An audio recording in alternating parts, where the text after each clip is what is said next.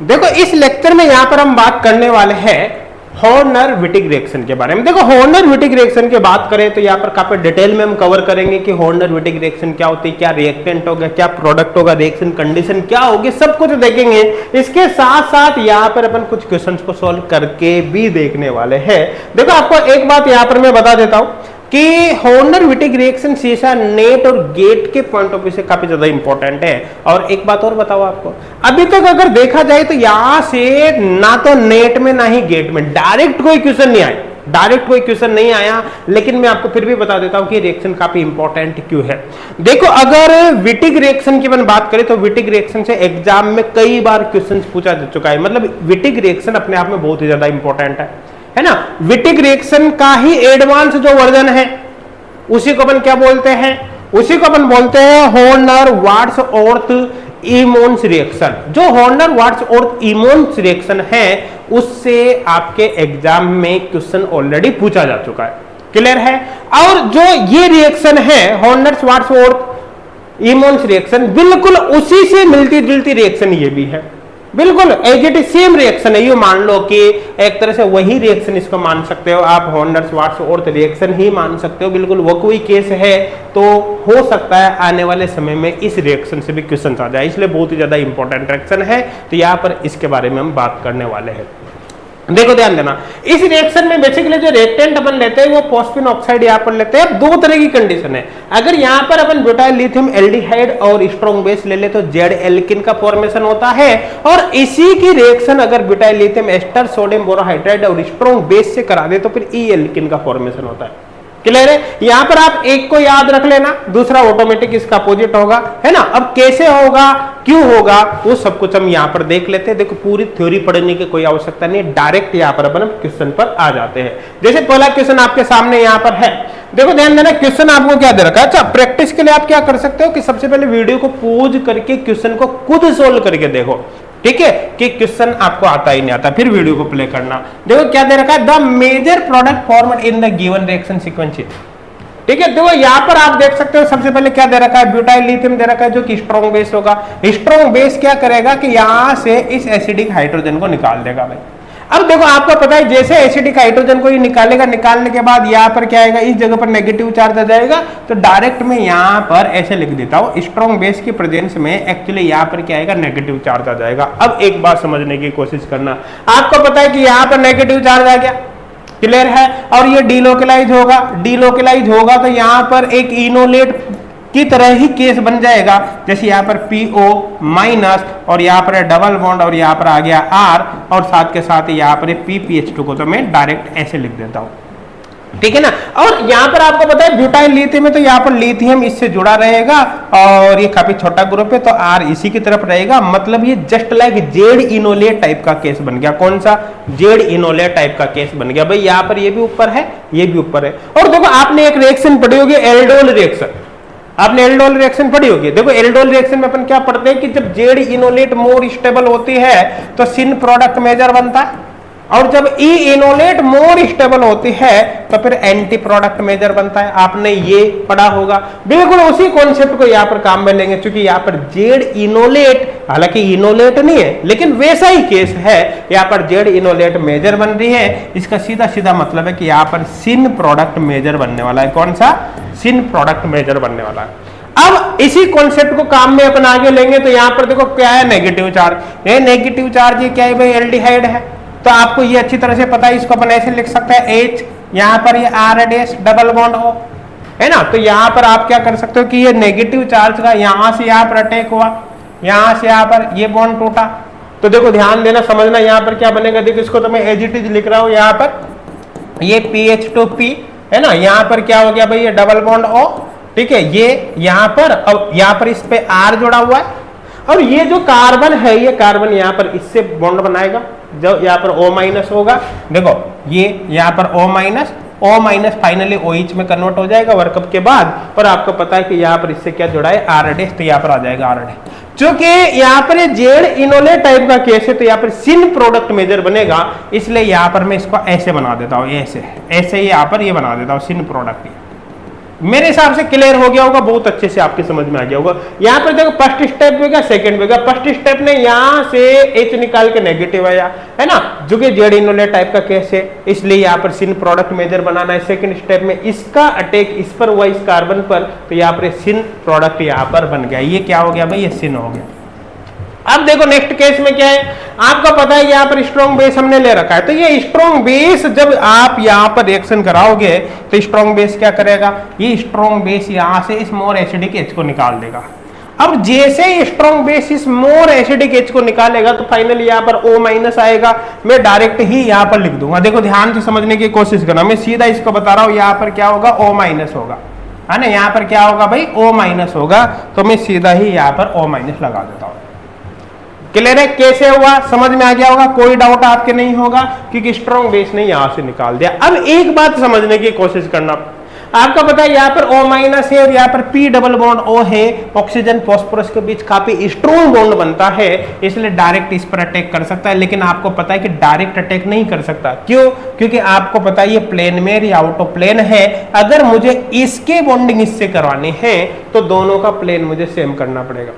मतलब ये प्लेन में तो इसको भी मुझे प्लेन में लाना पड़ेगा, या फिर ये वेज पर है तो इसको भी आप वेज पे ले आओ, दोनों में से कोई भी काम कर दो, कोई दिक्कत वाली बात नहीं। तो यहां पर मैं ऐसा करता हूं कि पहले इसको भी मैं प्लेन में ले जाता हूं। तो यहां पर प्लेन में ले जाते हैं, क्या होगा देखो समझना, ये O माइनस मैंने प्लेन में कर दिया, ये ऑलरेडी प्लेन में है, इसे P समझ में आ रहा है, यहाँ पर PPH2। अब देखो यहां पर जैसे ये प्लेन में आएगा इस पर अटैक कर सकता है, अटैक के बाद O डबल बॉन्ड O किस में कन्वर्ट हो गया, O माइनस में। अब यहाँ पर क्या होगा, इसके और इसके बीच यहाँ पर बॉन्ड बन जाएगा ये, और यहाँ से नेगेटिव चार्ज क्या होगा, नेगेटिव चार्ज यहाँ पर खत्म हो जाएगा, है ना। यहाँ पर देखो वेज पर क्या जुड़ा हुआ है, यहाँ पर वेज पर अभी ये R जुड़ा हुआ है, समझ में आ गया होगा। साथ के साथ ही बात करें तो यहाँ पर अभी ये वेज पर था ऑक्सीजन, वेज से मुझे घुमा कर, मैंने घुमा कर इसको प्लेन में कर दिया, वेज से घुमा कर प्लेन में कर दिया। तो जैसे इसको घुमाऊंगा तो ये जो प्लेन में R डैश है ये वेज पर चला जाएगा, भाई इसको घुमाया ना अपन ने, यू घुमाते ये प्लेन में चला गया और ये वेज पर चला जाएगा, तो यहाँ पर R डैश भी किस पे चला गया, वेज पर चला गया। अब देखिए 4 मेंबर्ड जो यहाँ पर इंटरमीडिएट बना है, यहाँ पर अब ये डिकम्पोज होगा, डिकम्पोज होगा तो आपको पता है कि ये भी वेज पर है, ये भी वेज पर है, यहाँ पर बीच में डबल बॉन्ड आ जाएगा, ये यहाँ पर R हो गया और यहाँ पर R डैश हो गया। बाकी इधर क्या होगा, हाइड्रोजन होगा, इसे वैलेंसी पूरी करने के लिए ये यहाँ पर बन जाएगा। क्लियर यहां तक। और बाकी जो साइड प्रोडक्ट होगा, साइड प्रोडक्ट तो यहाँ पर निकल ही जाएगा, क्या निकलेगा साइड प्रोडक्ट, भाई ये O माइनस हो गया यहाँ पर ये डबल बॉन्ड O हो गया और यहाँ पर ये 2 PH हो गया, ये PH ये PH, है ना। चूंकि आपने यहाँ पर ब्यूटिल लिथियम लिया है तो लिथियम रिएक्शन मिक्सचर में प्रेजेंट होगा काउंटर आयन के फॉर्म में, तो उसको आप यहाँ पर जोड़ सकते हो। ये साइड प्रोडक्ट होगा, ये आपका मेन प्रोडक्ट होगा। तो यहाँ पर आप देखो जो एल्किन बनी है वो कौन सी एल्किन बनी है, यहाँ पर देखो जेड एल्किन बनी है, ये जेड एल्किन, मतलब आपका आंसर होगा ना सी ऑप्शन होगा। अब आप देखो इस रिएक्शन में क्या आपको कुछ भी रटने की आवश्यकता है, इस रिएक्शन में क्या कुछ भी आपको रटने की आवश्यकता है, आपको कुछ भी एक शब्द भी रटने की आवश्यकता नहीं है। एक सिंपल बेसिक कॉन्सेप्ट यहाँ पर आप इंप्लीमेंट करोगे, उसी के बेसिस पर यहाँ पर पूरा क्वेश्चन सॉल्व कर लोगे। अगर आपको ये पता भी नहीं हो ना कि ये हॉर्नर विटिक रिएक्शन का केस है, तब भी आप इस क्वेश्चन को सॉल्व कर सकते थे। क्लियर है, मेरे हिसाब से कोई डाउट नहीं होगा। तो यहाँ पर ये पहला केस हो गया जिसमें मैंने बताया कि अगर फॉस्फेट ऑक्साइड और ये कंडीशन है तो जेड एल्किन बनेगी, दूसरे केस में ई एल्किन बनेगी, ये आप याद रख लेना। क्लियर है, तो एक को कॉन्सेप्ट से बता दिया, दूसरे को आप लर्न कर लेना। चलो ये क्वेश्चन है, ठीक है। अब यहाँ पर देखो वही ब्यूटाइल लिथियम हो गया, एस्टर हो गया, सोडियम बोरोहाइड्राइड हो गया और स्ट्रॉन्ग बेस हो गया। आप देख सकते हो ये butyl lithium ester sodium borohydride strong base क्या बनेगा, फाइनली ई एल्किन बनेगी, है ना। तो ई एल्किन बनेगी। अब देखो सबसे पहले तो ई एल्किन देखो, यहाँ पर एल्किन नहीं दे रखी, गया काम से, ये भी नहीं दे रखी, ये भी नहीं दे रखी, ई एल्किन ये दे रखी आपको, ये आपका आंसर होगा। तो डायरेक्ट आप कर सकते हैं, लेकिन मैं आपको फिर भी तरीका बता रहा हूं। देखो डायरेक्ट प्रोडक्ट बनाने के लिए तो आप क्या करोगे, ये कार्बन है ना और इसका ये वाला कार्बन, दोनों कार्बन के बीच डबल बॉन्ड बना दो। ये दोनों कार्बन के बीच आपने डबल बॉन्ड बना दिया। क्लियर है। अब चूंकि ई बनाना है तो R और R डैश दोनों को अपोजिट साइड में जोड़ो, R और R डैश ये अपोजिट साइड में जोड़ दिया, है ना। और बाकी जो वैलेंसी बचे वहां पर हाइड्रोजन जोड़ दो, ये आपने हाइड्रोजन जोड़ दिया, यही प्रोडक्ट होगा, आप यहाँ पर देख सकते हैं। क्लियर है? ये कैसे बनता है, चलो इसको भी हम एक बार देख लेते हैं। डायरेक्ट प्रोडक्ट बनाने का तरीका तो मैंने बता दिया, इस कार्बन के बीच डबल बॉन्ड बनाओ और चूंकि ई बनाना है तो आर और आर डैश को अपोजिट कर दो, इस तरह से आप डायरेक्ट यहाँ पर प्रोडक्ट बना सकते हो। लेकिन अब आपको मैं यहाँ पर इसकी थोड़ी सी मैकेनिज्म बता देता हूँ। देखो आपको करना क्या है यहाँ पर, देखो ध्यान से समझना भाई। आपको पता है कि स्ट्रॉन्ग बेस है, स्ट्रॉन्ग बेस है तो यहां से क्या करेगा भाई, एच निकालेगा, इस एच को ये निकाल देगा। निकालते यहाँ पर फाइनली क्या आएगा, यहाँ पर आ गया O माइनस। आपको पता है एस्टर को कैसे लिख सकता हूँ, ये R dash C double bond O E T ऐसे लिख सकते हैं। क्लियर है? ये चूंकि न्यूक्लियोफाइल बन गया तो यहाँ पर अटैक करेगा, बॉन्ड टूटेगा, जब वापस बॉन्ड बनेगा तो न्यूक्लियोफाइल, ये लिविंग ग्रुप बाहर हो गया। तो ऐसे केस में क्या होगा, कैसे केस में इस कार्बन से बॉन्डिंग अब इस कार्बन की हो जाएगी। क्लियर है? तो यहाँ पर फाइनल अपन कर सकते हैं, देखो यहाँ पर ये PPH2, यहाँ पर डबल बॉन्ड O और यहाँ पर आप देख सकते हैं ये जो कार्बन है इससे क्या जुड़ा है, ये R और इस कार्बन से ये कार्बन की बॉन्डिंग बन जाएगी, ये यहाँ पर C डबल बॉन्ड O और यहाँ पर हो गया ये R डैश। क्योंकि यहाँ पर मोर स्टेबल प्रोडक्ट आपको बनाना है, बेसिकली ई एल्गिन बनानी है, तो उसी के अकॉर्डिंग इसकी स्टीरियो को आपको डिसाइड करना है। तो सीधी सीधी बात है, यहाँ पर आप इसको वेज पर ले लो इसको और यहाँ पर हाइड्रोजन को डेस पर ले लो। और ऐसे भी बता देता हूँ, जो स्टैंडर्ड बुक है कैरेटर्स बुक, ये क्वेश्चन एज इट इज उसकी डिक्टो कॉपी आएगा तो सीधा एग्जाम में आएगा, वेरिएशन के चांस बहुत कम है। क्लियर है? यहां तक समझ में आ रहा है ना? अब यहाँ पर आपने ये इसकी थर्मोडायनेमिक स्टेबिलिटी के अकॉर्डिंग देखा, ये मानने पर ऑटोमेटिक है ई प्रोडक्ट यहाँ पर बनेगा जो कि मोर स्टेबल होगा। अब देखो यहाँ पर क्या होगा, ये काम हो गया भाई, यहाँ पर खत्म। उसके बाद देखो यहाँ पर क्या है, sodium borohydrate, sodium borohydrate hydride transfer reducing agent है, H माइनस देगा, है ना। और आपको पता है कि यहाँ पर कार्बोनिल है तो यहाँ पर क्राम्स रूल के अकॉर्डिंग इस पर अटैक करवाना पड़ेगा आपको। किसके अकॉर्डिंग? क्राम्स रूल के अकॉर्डिंग। देखो आपको ये पता है कि ये जो तीन ग्रुप है इसमें सबसे बड़ा ग्रुप है, इसको लार्ज ग्रुप बोल सकते हैं, ये स्मॉल ग्रुप है और ये कौन सा है ये आपको पता नहीं, लेकिन इसको अपन मीडियम ग्रुप अभी मान लेते हैं। क्लियर है?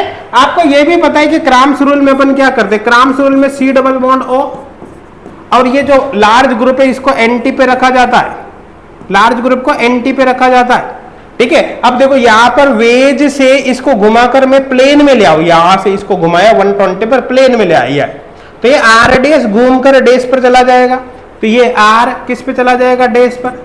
ऐसे केस में डैश वाला ये H घूम कर वेज पर चला जाएगा। अच्छा, ये R किस पे, डैश पर, तो सीधी सीधी बात है R कौन सा, मीडियम ग्रुप। और तो कुल मिलाकर क्या हुआ, सीधी सीधी बात है, ये तो इसकी जगह आ गया, ये इसकी जगह आ गया और ये इसकी जगह चला जाएगा। ये यहाँ पर होगा ना, मैं यहाँ पर अब डायरेक्ट ऐसे कर देता हूं, तो ये जो H है ये वेज पर आ जाएगा ना, H क्या स्मॉल ग्रुप ये। अब ऐसे केस में आपको पता है, अभी मैंने कुछ भी नहीं किया, केवल इसको 120 से घुमाया, इसको मैं यहाँ ले आया, इसको यहाँ ले आया और इसको यहाँ ले आया, बस ये किया है, इसके अलावा और कुछ भी नहीं किया, है ना। केवल 120 से यहाँ पर रोटेट किया है 120 डिग्री। अब देखो ध्यान देना, ये लार्ज ग्रुप और C डबल बॉन्ड अब एंटी पर है, एंटी पर है, तो ऐसे केस में डायरेक्टली इस पर अब H माइनस का अटैक हो जाएगा यहाँ पर। अब H माइनस का अटैक किधर से होगा, देखो ध्यान देना, स्मॉल ग्रुप की तरफ से H माइनस अटैक करेगा, स्मॉल ग्रुप वेज पर इसका मतलब फ्रंट साइड से अटैक करेगा। तो कुल मिलाकर हमने ये रोटेशन करके यहाँ पर ये जान लिया है कि H माइनस को आप मतलब हाइड्रोजन को फ्रंट साइड पर जोड़ोगे, वेज पर या डैश पर जोड़ोगे, तो सीधी सीधी बात है, फ्रंट साइड से अगर H आएगा तो H जाएगा वेज पर, ऐसे केस में O माइनस जो फाइनली OH में कन्वर्ट होगा वो डैश पर जाएगा। क्लियर है? तो इससे हमने अटैक डिसाइड कर लिया। अब ये अटैक में डायरेक्ट यहाँ करवा रहा हूँ, अभी अटैक यहाँ पर करवा रहा हूं। अटैक किधर से होगा, फ्रंट साइड से। कैसे पता चला फ्रंट साइड से अटैक होगा, ये इससे। ये कहां से किया अपन अरेंजमेंट, ये अकॉर्डिंग टू क्राम्स रूल हमने अरेंज किया है। किसके अकॉर्डिंग है, क्राम्स रूल के अकॉर्डिंग यहाँ पर ये अरेंज हमने किया है। क्लियर है भाई, समझ में आ रहा है?